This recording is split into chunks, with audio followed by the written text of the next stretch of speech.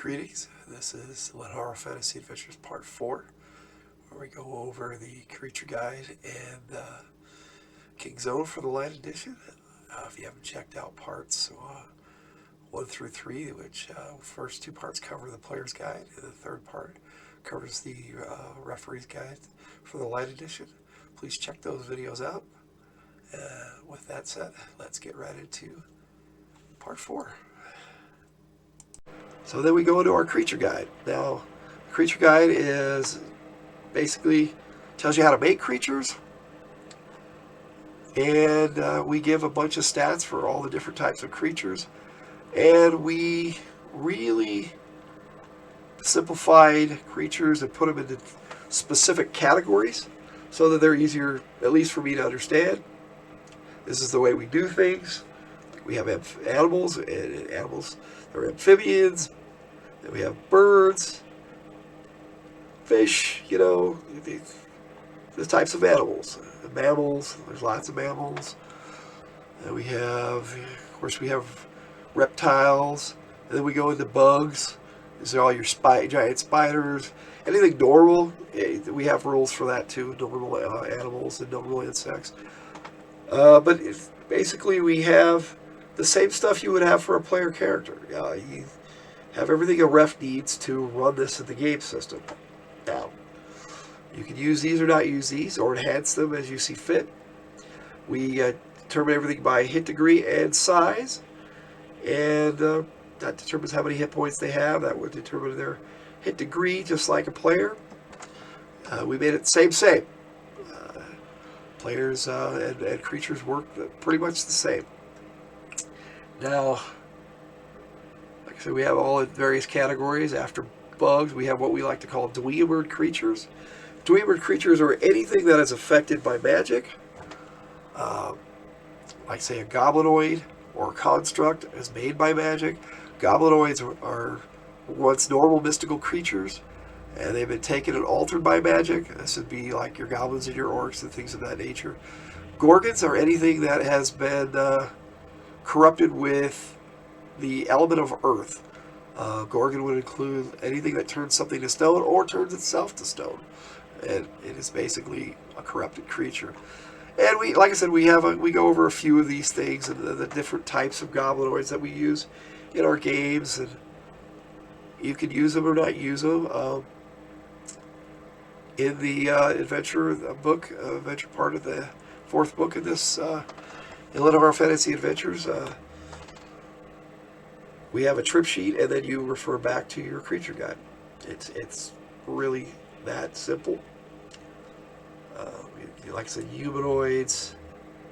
And then after humanoids, we have morphic creatures, which are your blobs and shape changers. And we have a few examples.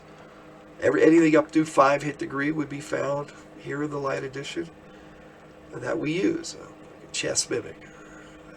Then we have mystical creatures. This includes your dragons, your fairy folk, legendary ilk, and your Zarian. So Zarian, that's something you'll have to read about. It's a million dragons, so that's something of my own creation.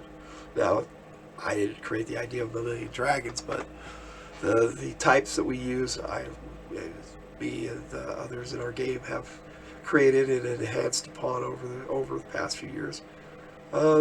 We do dragons, like I said, same as drolls, by age and terrain. So you have a hatchling, has their stats, and then you determine what their terrain is.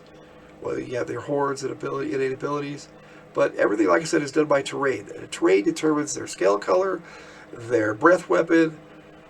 Personality is entirely up to the ref. I mean, why should the color of the dragon determine what its personality is? They can choose to be what they want.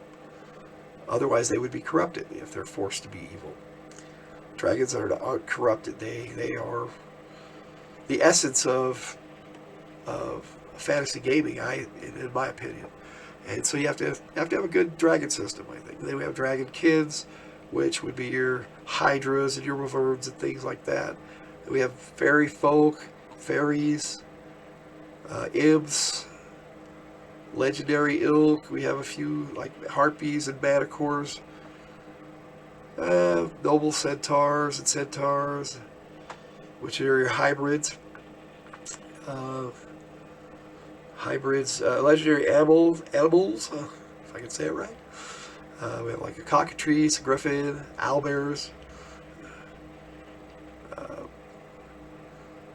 then we have like legendary bugs, like a needlebat, rust beetle. You'll know what those things are. We change the names to protect the guilty. Planar creatures include elementals, fiends, and undead. Elementals are like air elemental, water elemental, fire elemental, earth elemental, and we have combined elements and certain things. Then we go to fiends, and we have them by type, but each type has its own name. So it made it so much simpler based on the hit degree, So a type 1 demon, very similar to old school demons and stuff. That's your feed types. And we have demons and devils under feeds, and fiendish animals. Loss are a different type of feed altogether. When we go into undead, we have necroflora, which are undead plants, shades, or shadows, and the like. Beyond shades, we have skeletons, spirits, and zombies. And then a basic description of plants, and your bushes and flowers. These are things that can attack you, not normal plants. It could be shrew, yellow mold, heat mold, things that can hunger you, bark man, dark bark man, spore man. Just things that are basically intelligent or sentient that players may encounter. And then we have an index for that book as well, because I know a lot of people love their indexes, and I like a quick reference to where things are. The blank creature sheet helps you create your own monsters and your creatures. Basically gives you the ability to make like 4 creatures on one thing, or you can do one. Then a trip sheet. The blank creature trip sheet gives you a quick way of writing down your stats for your creatures. We have actually updated this so that it's the same direction as everything else in the book. Then we go into the adventure known as King's Own, and it is a full adventure, and I'm not going to spoil it, because at some point we are going to have an enhanced edition, and we'll give a full review for the adventure. But like I said, it's a full-fledged adventure that has the sections, chapters of the adventure, and we have a legend, which is how we do all our adventures. We tell you everything about the adventure, what's in each encounter area, and how to end it with a coda. Coda is an ending. Kings, like I said, there's Dwarf's End, which is the city you could start in. The King's Quest, the Journey, Dwarf Keep, and the Caverns Beneath the Keep. It's a basic adventure. It's complete. I always thought that each game system should have its own complete adventure.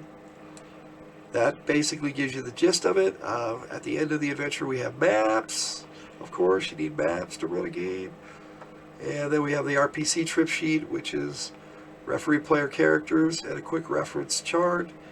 And then we have our trip sheet so that the ref can keep referring to this page, so they don't have to keep looking in the creature guide for each of the statistics for each creature.